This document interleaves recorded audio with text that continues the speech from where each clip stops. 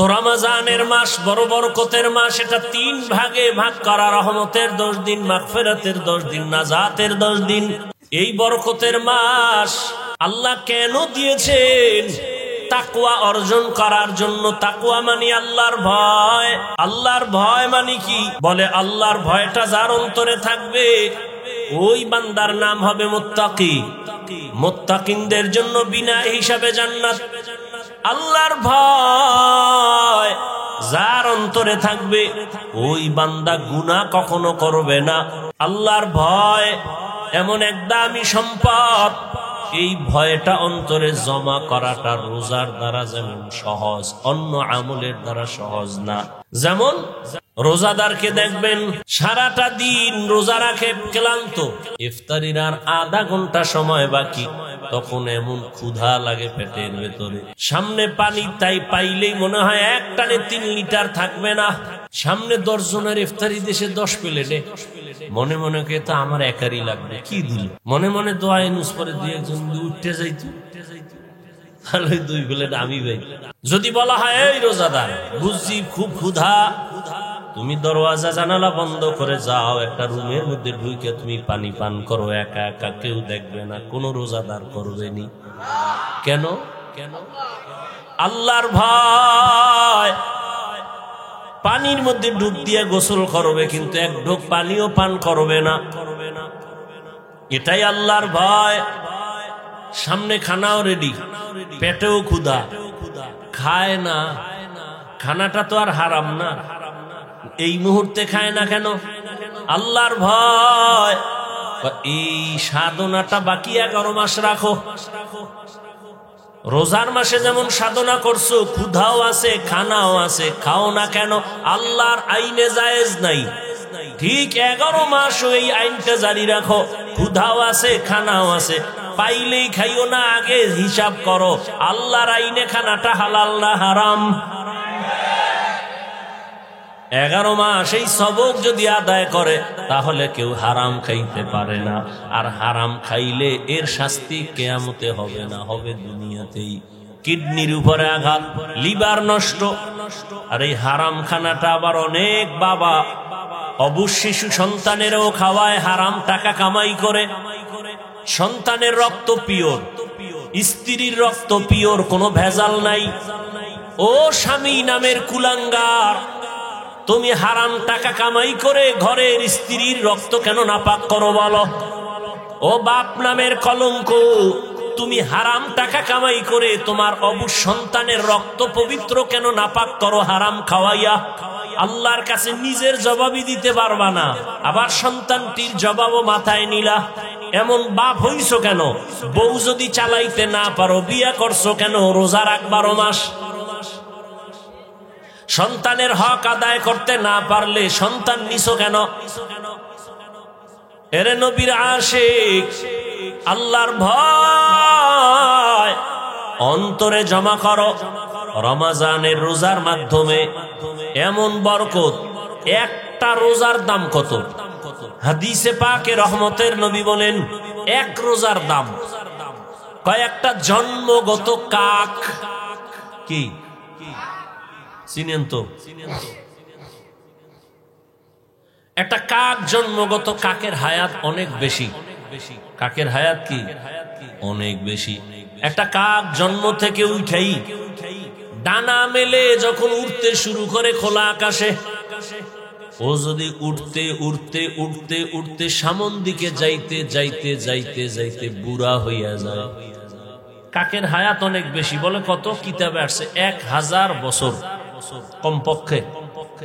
তাহলে একটা কাক যদি জন্ম থেকে 1000 বছর খালি উড়ে, কত দূর যাবে? ক্যালকুলেটরে ধরবে? কম্পিউটারে আসবে? নবীজি বলেন একটা কাক জন্ম থেকে উঠতে উঠতে বুড়া হইতে হইতে কত দূর গেল? একটা রোজাদার 1 রোজার বরকতে জাহান্নামের আগুন থেকে তত দূরে সরে যাবে।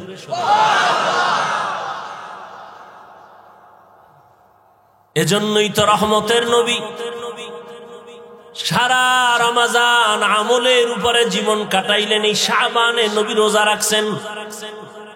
নবী বলেন প্রস্তুতি নাও, রমজানের রোজার মাধ্যমে তুমি নিজেকে পবিত্র বানায় নাও।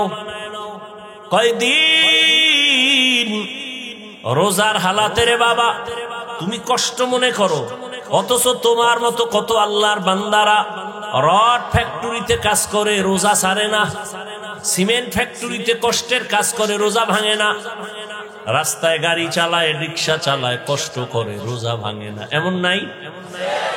তাহলে তুমি ছাড়ো কেন? রমজান তো এমন বরকতের মাস, একটা নফল আমল ফরজের সমান সওয়াব, একটা ফরজ আমল 70টা ফরজের সওয়াব।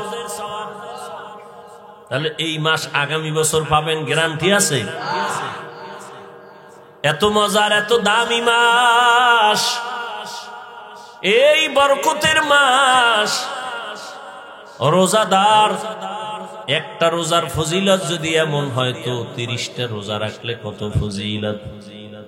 আল্লাহ বলেন রোজাদার তোমার পুরস্কার কেমন? বলে আমি আল্লাহ তোমার হয়ে যাব, আর কোনো পুরস্কার নাই। পুরস্কার কি? আমি আল্লাহ নিজে তোমার হয়ে যাব।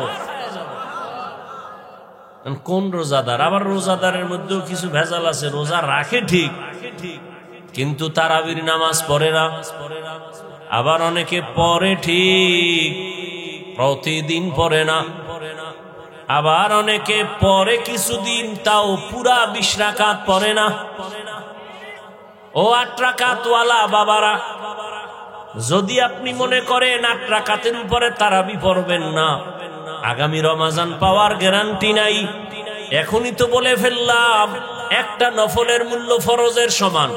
আপনি যদি মনে করেন 8 রাকাতের বেশি তারাবি পড়বেন না, তাহলে আপনি বাকি 12 রাকাতও পড়েন, অন্তত তারাবি না মনে করলেও নফল হিসাবে পড়ে নেন। নফল হিসাবে বাকি 12 রাকাত পড়েন। কেন ছাড়বেন? আল্লাহর জন্য করবেন। এত সুযোগ পাইয়াও যদি ছেড়ে দেন, আল্লাহর কাছে কি নিয়ে দাঁড়াবেন? রমজান এমন বরকতের মাস, রহমতের নবী একদিনে 1 খতম, 3 দিনে 1 খতম কোরআন পড়েছেন। এই রমজানুল মুবারক দুনিয়ার লাইনেও মানুষ লাভবান হয়, আখিরাতের লাইনেও লাভবান হয়। এই রমজানের মধ্যে কয়েকটা আমল বেশি বেশি করবেন। একটু তারাবি আছে, রোজা আছে, আর একটা আমল হলো কোরআনের তেলাওয়াত। যারা পারেন না বইলে আল্লাহর কাছে কি কইবেন? আমগোদারে না জবাব দিলেন পারি না। পৃথিবীতে যত ভাষা আছে আরবি ভাষার মতো সহজ কোনো ভাষা নাই। কোরআন শিখতে 20 ঘন্টা টাইম লাগে। কয় ঘন্টা? তাহলে আপনি প্রথম রমজানে যদি সময় দেওয়া শুরু করেন প্রতিদিন 1 ঘন্টা, তারাবির পরে অথবা সাহারি খাইয়া ফজর পরে 20 রোজায় আপনি কোরআন ধরে ফেলবেন। এত সুন্দর কোরআন, এই বয়ান শুনতেছেন কোরআনের এত ভালো যদি লাগে, সে কোরআনটা পড়েন না কেন? ছেলেকে পড়ান না কেন? মেয়েকে কোরআন শিখান না কেন? মাকে কোরআন পড়ান না কেন? ইয়া আইয়ুহাল্লাযীনা আমানুত্তাকুল্লাহ, আল্লাহর ভয় অন্তরে জমা করো। এখন ভয়টা কি? আমি যদি সবাইকে জিজ্ঞাসা করি কারা কারা আল্লাহকে ভয় করেন, জিজ্ঞাসা করা মাত্রই সবাই হাত উঠাবে না? কিছু চালাকেরা পারলে পা উঠায় দিবে, বলবে আমরা 4 হাত পায়ে আল্লাহরে ভয় করি, হুজুরদের থেকেও বেশি ভয় করি, নামাজ না পড়লে কি হবো, দিল পরিষ্কার। অথচ আজকে ফজর পড়ে নাই, জোহর পড়ে নাই, আসর পড়ে নাই, মাগরিব পড়ে নাই, এশাও পড়ে নাই। আল্লাহরে ভয় করি। আমি 5 বেলার নামাজ পড়িয়াও বলি আল্লাহকে ভয় করি। আপনি রোজা না রাখিয়া বলেন আল্লাহকে ভয় করি, আমি রোজা রাখিয়া বলি আল্লাহকে ভয় করি। আল্লাহর ভয় আসলে আপনার অন্তরে আল্লাহর ভয় নাই। কারণ যে একজন সাপ ভয় পায়, সাপ, সে সাপ ধরবে? ওরে সাপ যেখানে থাকবে সেখানেও যাবে না। মাঝে মাঝে ঘুমের মধ্যে সাপ সাপ কয়ে চিল্লানি দেয়, ভয়। একটা সন্তান বাবাকে ভয় পায়, মাকে ভয় পায়, তার প্রমাণ মা বাবার সামনে অন্যায় করে না। একটা ছাত্র শিক্ষকের ভয় পায়, তার প্রমাণ ছাত্র শিক্ষকের সামনে অন্যায় করে না।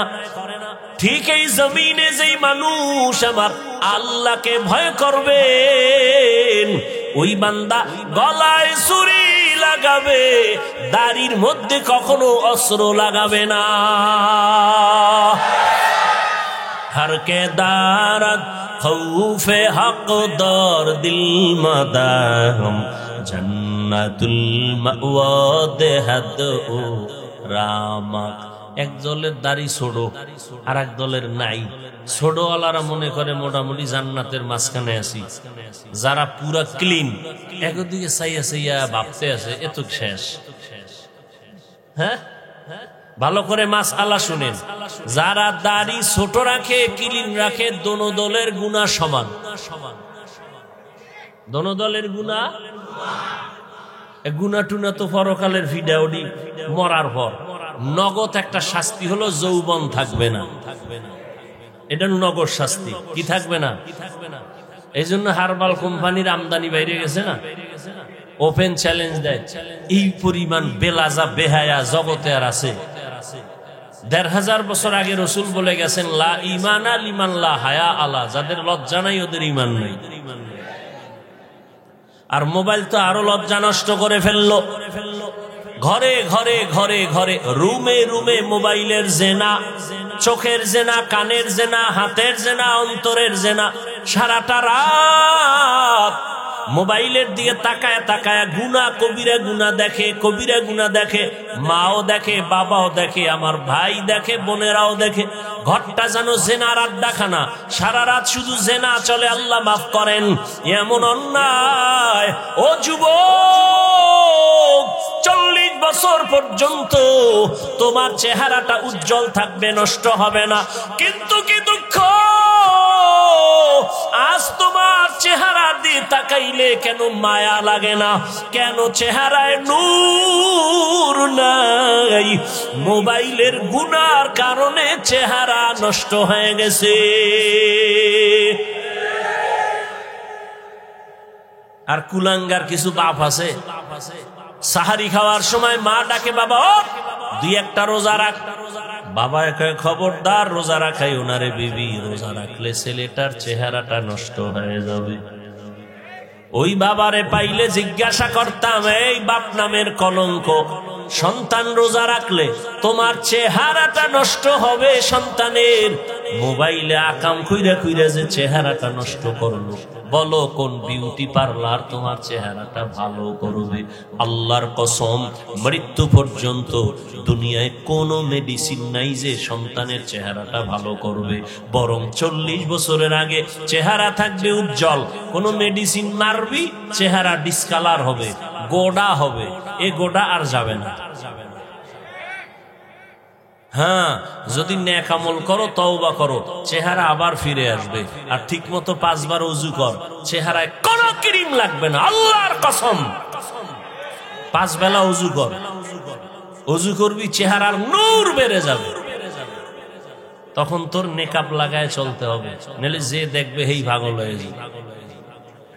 বলবা হাফিজ ভাই তোমার না, আমিও তোমাকে বলছি ঠিক, আমিও পরিপূর্ণ গুনাহমুক্ত হতে পারি না। যে ব্যক্তি গুনাহমুক্ত হবে, ও জিহ্বা দ্বারা যা চাইবে নগদ আল্লাহ সাথে সাথে দিয়ে দিবে। যার চোখ পবিত্র, ও অনেক কিছু দেখবে যা সাধারণ মানুষ দেখবে না। যার জবান পবিত্র, ও যা চাইবে যখন চাইবে আল্লাহ তখন দিবেন। পবিত্র না তো ভাইরা আমার, আল্লাহ গুনার কারণে চেহারা নষ্ট হয়, নেক আমলের কারণে চেহারা সুন্দর হয়, ভালো হয়। এরে আল্লাহর গোলাম, এই জন্য আল্লাহ বলেন আমার ভয় অন্তরে জমা করো। আল্লাহর ভয় যদি থাকে, ওই বান্দা মরিয়াও গেলে গুনার কাছেও যাবে না। এরে আল্লাহর বান্দা, ও আমার যুবক, আমি তোমাকে এতক্ষণ বয়ান যা করতেছি একবারও কিন্তু বলি নাই তুমি আমার মতো টুপি লাগাও। আমি একবারও বলি না আমি কওমি মাদ্রাসায় লেখাপড়া করেছি, তোমরাও মাদ্রাসায় যাও। আমি দাওয়াত ও তাবলীগের লাইনের সন্তান, কিন্তু একবারও বলি না তুমি তাবলীগে যাও। আমি কওমি মাদ্রাসার সন্তান, আমি পীরের মুরিদ। আমি কির মুরিদ? খালি মুরিদ না, লাখে একটা মুরিদ আমি। কেমন মুরিদ যে পীর মুরিদির বিরুদ্ধে যারা, তাদের বিরুদ্ধে আমি যুদ্ধ ঘোষণা দিছি। কেমন যুদ্ধ? এই জমিনের মধ্যে যে বলবে আমরা পীর আউলিয়া মানি না, ওলি মানি না, আউলিয়া মানি না, আল্লাহর জাতের কসম আমি বলবো তারা কোরআন মানে না, বুখারী শরীফ মানে না, তারা ভণ্ড ভণ্ড ভণ্ড। এদেরকে যারা ভণ্ড বলবে না তারাও ভণ্ড। এবার বুঝো আমি কেমন মুরিদ। কিন্তু একবারও আমি কাউকে বলি না ও বাবারা তোমরা পীরের দরবারে যাও। আমি বলবো কি? আমি বলবো ও যুবক, তুমি স্কুলে পড়ো ধন্যবাদ, তুমি চাকরি করো ধন্যবাদ, তুমি কলেজে পড়ো ধন্যবাদ, তুমি ব্যবসা করো ধন্যবাদ, আমি তোমার জন্য দোয়া করে গেলাম বাবা। তোমার মাদ্রাসায় যাওয়ার কোনো প্রয়োজন নাই। ও বাবা তুমি যেই লাইনে আছো থাকো, তবে আমি দোয়া করি তুমি একজন ব্যবসায়ী হও, চাকরিজীবী হও, ডাক্তার হও, ইঞ্জিনিয়ার হও, তুমি একজন প্রফেসর হও, তবে একটা দাবি ছোট, বেয়াদব জীবনে হইও না রে বাবা। বলবা হাফিজ ভাই বেয়াদব হব না, তার ব্যাখ্যা কি? 3 জায়গায় বেয়াদবি করবা না তো মরার আগে জীবনটা নষ্ট হয়ে যাবে। 1, মা বাবার সাথে বেয়াদবি করবা না। 2, শিক্ষকের সাথে বেয়াদবি করবা না। 3, ওলামায়ে কেরাম মুরব্বিদের সাথে বেয়াদবি করবা না। মা বাবার সাথে যদি খারাপ আচরণ করো, বদদোয়া করা লাগবে না।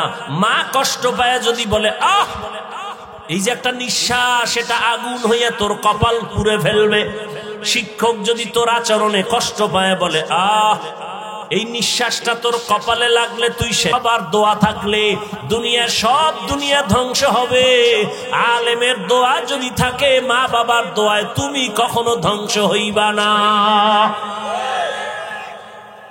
ওই মা বাবার দোয়া নিয়া রহমতের নবীর আদর্শ মেনে জীবনটা চালাও।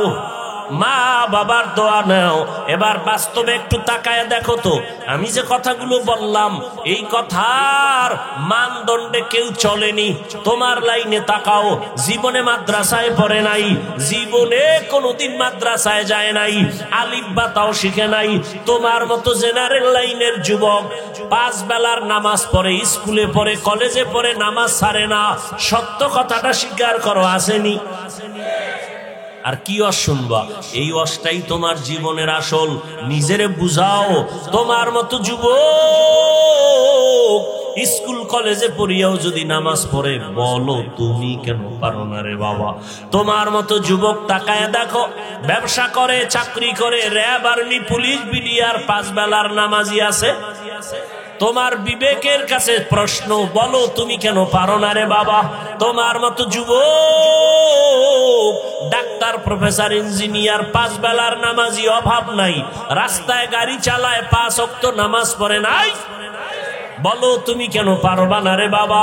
তোমার মতো যুবক শ্রমিকের কাজ করে, নদীর মধ্যে মাছ ধরে, নামাজ ছাড়ে না, বলো তুমি কেন পারবা না? এরে পর্দার আড়ালের আম্মা জান, আল্লাহ আপনাকে অনেক সম্মান দান করেছেন, রহমতের নবী সম্মানিত করেছেন। এত সম্মান আল্লাহ ইসলামের দ্বারা, নবীর মাধ্যমে আল্লাহ এত সম্মান মাদেরকে দান করেছেন, দুনিয়ার কেউ দিতে পারে নাই। বরং দুনিয়াতে যারা দিব দিব বলে চাপাবাজি করে, ওরা সব নারীর বড় দুশমন। হিন্দু ধর্মে নারীর সম্মান বাড়াতে পারে নাই, খ্রিস্টান ধর্মে নারীর সম্মান বাড়াতে পারে নাই, ইহুদি ধর্মে নারীর সম্মান বাড়াতে পারে নাই। বরং সম্মানের নামে তারা নারীদেরকে করছে অপমান। একমাত্র ইসলাম নারীর সম্মান দিয়েছে, কিন্তু অনেকে বুঝে না। আর পুরুষের তুলনায় নারীদের জ্ঞান তো সৃষ্টিগতভাবে অর্ধেক, জন্মগতভাবে সৃষ্টিগতভাবেই নারীর জ্ঞান পুরুষের তুলনায়। এরপর যদি নারী আবার বেগানার নজরের বরকত লাগায়, তাই তো আরো কমে। এরপরে যদি খায় হারাম, তো আরো কমে। এই মেধা দিয়া যদি চিন্তা করে আল্লাহ নারীর উপরে ইনসাফ করে নাই। কয় কেমনে? কয় বাবার সম্পদ ছেলে পাবে ডবল, মেয়ে পাবে সিঙ্গেল। আল্লাহ মেয়েদের কম দিলেন কেন? মেয়েদেরকে কম দিয়াও যে ছেলেদের বেশি দিয়েছেন এই বুঝার মতো আম্মা জানের মেমোরির জিবি নাই। এই মিয়া 1 জিবি আর 4 জিবি সমান। আপনার জিবি 1, আপনি 4 জিবি লয়ে যদি ধাক্কা ধাক্কি করেন তা আপনারটা তো হ্যাং হয়ে যাবে। আরে আম্মা জান, আপনাকে অর্ধেক দিয়াও ছেলের থেকে বেশি দিছে, এটা বুঝার মতো মেধা বুঝি আল্লাহ আপনাকে দেন নাই রে মা। ছেলে পাবে বাবার থেকে 2টা, আর মেয়ে সব জায়গায় পাবে কি? বাবার থেকে পাবে, স্বামীর থেকে পাবে, ছেলে মেয়ের থেকে পাবে। এরপরে যদি কয় বাপ নাই, ছেলে নাই, মেয়ে নাই, কিচ্ছু নাই, আমি একা। আল্লাহর আইন হলো, ইসলাম কয় নারীদেরকে ঘরে বসাইয়া বসাইয়া সম্মানের সাথে ওরা খাবে আর ঘুমাবে, সরকার ওদের সব খরচ দিবে। নারীদের কষ্ট দেওয়া যাবে না, কত সম্মান ইসলাম দিয়েছে। কিন্তু কুলাঙ্গারেরা ভুল মেসেজ দিয়া নারীদেরকে বেপরদায় নামাচ্ছে, পরিণামে নারীরা হচ্ছে আরো অপমান। আল্লাহ হেদায়াত দান করেন। এরে আম্মা জানেরা, এত সম্মান আল্লাহ আপনাদের দান করেছেন। এ দুনিয়া আপনারা যদিও নবী না, তবে সব নবীদের মায়ের মতো মা, সাহাবাদের মা। আপনারা আলেম হাফেজে কোরআনের মায়ের মতো বড় দামি মা। এরে আম্মা জান, আপনারা তো খাদিজা রাদিয়াল্লাহু আনহার মতো নারী, ফাতেমা রাদিয়াল্লাহু আনহার মতো নারী, আয়েশা রাদিয়াল্লাহু আনহার মতো নারী, ইসমাইল নবীর মা হাজেরা আলাইহা সালামের মতো দামি নারী। আপনারা তো ঈসা নবীর মা মারিয়াম আলাইহা সালামের মতো দামি নারী। এ দুনিয়াতে আল্লাহর এক বড় দুশমন ছিল ফেরাউন।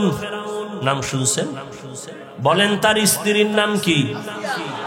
আসিয়া। এত বড় বেঈমানের ঘরে থাইকা আমার আল্লাহর এত পেয়ারা রহমতের নবী বলেন, কিয়ামতের দিন আমি মুহাম্মদের সাথে আসিয়ার সাথে বিয়া হবে জান্নাতে। এরে আম্মা জানেরা, এত বড় বেঈমান ফেরাউনের ঘরে থাইকা আম্মা জান আসিয়া যদি এত দামি হতে পারে, ফেরাউনের টাকার অভাব নাই, ক্ষমতার অভাব নাই, মিশরে দাবি করে আমি বড় খোদা, কিন্তু তার ঘরে থাকিয়া আসিয়া আমার আল্লাহকে এত আপন করে নিলেন। আসিয়া এত কষ্ট ফেরাউন দিয়েছে, ধৈর্য ধারণ করে আল্লাহকে ভুলে নাই। ইন্তেকালের সময় ফেরাউন ওই আসিয়াকে ফাঁসির মঞ্চে নিয়ে গেছে। আসিয়া কাঁদতেছেন, হঠাৎ করে আবার হাসতেছে। ফেরাউন কয়, কান্না বন্ধ করে হাসো কেন রে আসিয়া? কয় রে এ ফেরাউন, আমি তাকাইয়ে দেখি আল্লাহ পাক লক্ষ লক্ষ ফেরেশতা পাঠাইছে আমাকে স্বাগতম দিয়া জান্নাতে নেওয়ার জন্য। এবং আল্লাহ যেই জান্নাত আমি আসিয়াকে দিবেন, ওই জান্নাতের ছবি আমি এখন দেখতেছি তাকাইয়া। এত বড় বেঈমানের ঘরে থাকিয়া এই আসিয়া যদি আল্লাহর পেয়ারা হয়ে যেতে পারেন, এরে পর্দার আড়ালের আম্মা জান, এই দুনিয়াতে যত ভালো ভালো সন্তান আসছে আম্মা জান আপনাদের আদর্শের কারণে, দুনিয়ায় সব ভালো সন্তান মায়েদের অবদানের কারণে। ছোট একটা ঘটনা বলবো। মদিনাতুল মুনাওয়ারা থেকে আল্লাহর পেয়ারা এক গোলাম ভারতের জমিনে আসছেন কালেমার দাওয়াত দেওয়ার জন্য, যার নাম আপনারা জানেন, খাজা মুঈনুদ্দিন চিশতি আজমিরি রহমাতুল্লাহ আলাইহি। মদিনাতুল মুনাওয়ারা থেকে ভারতে ঘুরে ঘুরে ঘুরে ঘুরে কালেমার দাওয়াত দেয়। দিতে দিতে তার হাতে লক্ষ লক্ষ লক্ষ বিধর্মী কালেমা পড়ে মুসলমান হয়ে গেল। বলে কত লক্ষ? কেউ বলে 90 লক্ষ, কেউ বলে আরো বেশি, খাজা মঈনুদ্দিন খুব খুশি, আম্মাজানের সামনে একদিন আনন্দিত হয়ে গেলেন। আম্মাজান বলে, মঈনুদ্দিন এত আনন্দ কেন রে বাবা বলো? মঈনুদ্দিন বলে, আম্মাজান খুশির খবর, ভারতের ভেতরে লক্ষ লক্ষ বিধর্মী আমি মঈনুদ্দিনের হাতে কালেমা পড়েছি। আম্মাজান বলে, এই মঈনুদ্দিন, এটা তোমার বাহাদুরি না, আমি মায়ের অবদান। কার অবদান? খাজা মঈনুদ্দিন বলে, মা তোমার কি অবদান একটু বলো। আম্মাজান বলে, ও মঈনুদ্দিন, তুই আমার গর্বে যখন আসছ, আল্লাহর কসম, তুই আমার গর্বে আসা পরে আমি এক রাতও ঘুমাইতাম না। আমি গভীর রাতে সিজদায় পড়ে আল্লাহর আদালতে কান্না করতাম আর বলতাম, হে মালিক, আমার গর্বের সন্তানটাকে তুমি ওলি হিসাবে কবুল করে নাও। আমি এভাবে কান্না করে করে যখন তুই দুনিয়াতে আসছো, এই মঈনুদ্দিন, আমি মা তোকে যতদিন আমি দুধ পান করাইছি, আল্লাহর কসম, আমি যতদিন তোকে দুধ পান করাইছি, আমি মা এক ফোঁটা দুধও বিনা অজুতে তোর মুখে দেই নাই। এমন মা সারা দুনিয়ায় পাওয়া বড় কঠিন, বাংলাদেশ বাদ দেন। এমন মা, যেই মা বিনা উজুতে বাচ্চাকে দুধ দেয় না, এমন বাচ্চা তো জগৎ শ্রেষ্ঠ আল্লাহর ওলি হবে। কিন্তু খাজা মঈনুদ্দিনের ভক্তদের উপায় কি? এরা যে বয়ে বয়ে খালি গাঞ্জাই খায়, একটার চেহারার মধ্যে মদিনার কোনো নিদর্শন নাই। এরা সব মঈনুদ্দিনের ভণ্ড ভক্ত, আমরা আসল ভক্ত। কি খাজা মঈনুদ্দিনের মা কত ধন্য মা! খাজা মঈনুদ্দিন চিশতি আজমিরি 5 ওয়াক্ত নামাজ পড়েন নাই। মা সন্দেহ, মাঝে মাঝে বিড়ি টিড়ি খাইছেন, দাড়ি ছিল না। হ্যাঁ, আপনারা কি ভক্ত হইলেন? এই ভক্ত হয়ে কি নাজাত পাওয়া যাবে? কোনদিন পাওয়া যাবে না। এখনো সময় আছে, তওবা করেন। কয়দিন আর দুনিয়ার বাহাদুরি করবেন? চোখের সামনে আপন আপন সব চলে যাইতেছে। বিশেষ করে আমার যুবক, ইদানিং কালে যুবকের মরণের লাশ আর লাশ, করোনায় যুবকের লাশ, ছাত্র জনতার আন্দোলনে যুবকের লাশ, ডেঙ্গুর মহামারীতে যুবকের লাশ, ঘুমের বিছানায় যুবকের লাশ, গাড়ির নিচে পানির মধ্যে যুবকের লাশ। ও আল্লাহর বান্দারা, এখনো সময় আছে, তওবা করে নাও। ও পর্দার আড়ালের আম্মা জান, আপনার মতো কত মা এখনো আছে বেপর্দায় চলে না, নামাজ ছাড়ে না, মোবাইলে সময় নষ্ট করে না, স্বামীর মাল খেয়ানত করে না। আপনারা কেন পারেন না? একটা সন্তানকে আদর্শ সন্তান বানাবেন, একটা সন্তানকে আদর্শ ডাক্তার বানাবেন, আদর্শবান চাকরিজীবী বানাবেন, আদর্শবান একজন ব্যবসায়ী বানাবেন। সন্তান ডাক্তার হইয়াও আপনার জন্য দোয়া করতে ভুলবে না। এরে আম্মা জান, ও বোনেরা, আপনার মতো কত মা বোন এখনো পর্দা করে নামাজ পড়ে আল্লাহর ভয় অন্তরে জমা করিয়া রমাজান সামনে তওবা করে ফেলেন। আর বেপর্দায় চলবেন না, আর নামাজ ছাড়বেন না। মা বাবার দোয়া নিয়া স্বামীর মাল হেফাজত করবেন। স্বামীর মাল এটা আপনারই মাল, স্বামীর মনে করে খেয়ানত করবেন না। মোবাইলে সময় নষ্ট করবেন না। অবৃদ্ধ বাবাজিরা, আপনার মতো কত বুড়ারা মসজিদে গিয়া নামাজ আদায় করে, বলেন আপনি কেন পারেন না? ও আমার কলিজার যুবক, এখনো সময় আছে, তওবা করো, অন্তরকে বুঝাও। মনে জীবনে কত মন গড়া ভাবে চলছো, মনের চাহিদা মিটাইয়া গুনাহ করেছো। মনে চাইছে নামাজ পড়বা না, পড়ো নাই। মনে চেয়েছে পার্কে যাবা, দৌড়ায় গেছো। মনে চাইছে দাড়ি কাটবা, কেটে ফেলেছো। এখন আল্লাহর ভয় নিয়ে তওবা করো।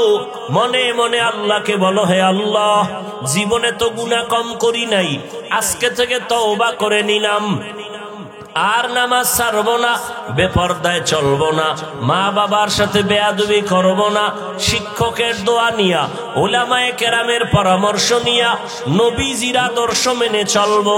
আল্লাহর কাছে যদি খাঁটি মনে তওবা করতে পারো, আল্লাহ তোমার জীবনের গুনাহ মুহূর্তে মাফ করে দিবে। মনেরে শুধু বুঝাইও রে মন, তোমার মতো যুবক যদি জেনারেল লাইনে থাকিয়া চাকরি করে, ব্যবসা করে, লেখাপড়া করে, নামাজ পড়ে, তুমি কেন পারবা না? আল্লাহর কাছে তওবা করে নেও। ও বাবা, তোমরা কি মনে মনে ভাবছো আমরা সব পাগল হয়ে গেছি? না না, এরে দুনিয়ায় সবাই পাগল হইয়া সব দুনিয়াতে মরার আগেই ধ্বংস হয়ে যায়। আর আমরা নবীর আদর্শে নামাজ পড়ি, পর্দা করি, কেউ আমরা পাগল হই নাই। আল্লাহর কোরআন সত্য, নবীর কথা সত্য। গুনাহ নিয়ে কবরে গেলে জাহান্নামের আগুনে জ্বলতে হবে, তাও সত্য। এখনো সময় আছে, তওবা করে নেও। অন্তর যদি তৈরি হয়ে থাকে, মার গুনাহ করবা না, নামাজ ছাড়বা না, বেপরদায় চলবা না, দাড়ি কাটবা না, মা বাবার দোয়া নিয়া, শিক্ষকের দোয়া নিয়া, ওলামায়ে কেরামের পরামর্শ নিয়া, নবীর আদর্শ নিয়া চলবা। তওবা করার মতো যদি কারো অন্তর তৈরি হয়, মুনাফিকি যদি না থাকে, খাঁটি তওবার নিয়ত যাদের আছে, দুটো হাত আমার আল্লাহকে দেখাইয়া দাও।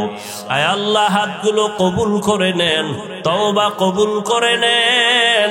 তওবার উপরে মজবুত হইয়া আমাদের সবাইকে গুনাহ মুক্ত হয়ে চলার তৌফিক দান করেন, আমিন। আলহামদুলিল্লাহি রাব্বিল আলামিন, ওয়াসসালাতু ওয়াসসালামু আলা সাইয়্যিদিল আমবিয়া ওয়াল মুরসালিন ওয়া আলা আলিহি ওয়া আসহাবিহি আজমাইন। ইয়া আরহামার রাহিমিন, ইয়া আরহামার রাহিমিন, ইয়া আরহামার রাহিমিন। রব্বির হামহুমা কামা রব্বায়ানি সগীরা। আল্লাহুম্মা ইন্নাকা আফুউন কারীম তুহিব্বুল আফওয়া ফা'ফু আন্না। আল্লাহুম্মা ইন্না নাসআলুকা রিযাকা ওয়াল জান্নাহ ওয়া নাউযু বিকা মিন সাখাতিকা ওয়ান নার। রব্বির হামহুমা কামা রব্বায়ানি সগীরা। ও দয়ার মালিক, আমরা গুনার বোঝা নিয়ে হাজির। আয় আল্লাহ, গভীর রাত, মেহেরবানি করে আমাদের জীবনের সব গুনাহগুলো মাফ করে দেন আল্লাহ।